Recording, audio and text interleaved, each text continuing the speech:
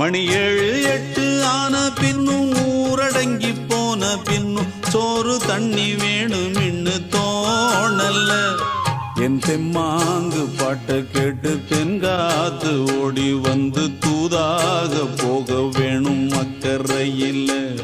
நான் உண்டான ஆசைகளை சொல்லாம பூட்டி வச்சு உள்ளார வாடுறேனே இக்கரையில். நான் ஏரிக்கர மேலிருந்து 8 தேச பார்த்திருந்து ஏங்கி ஏங்கி காத்திருந்தேன் காணல்ல. மணி 7 8 ஆன பின்னும் ஊரடங்கி போன பின்னும் சோறு தண்ணி வேணும்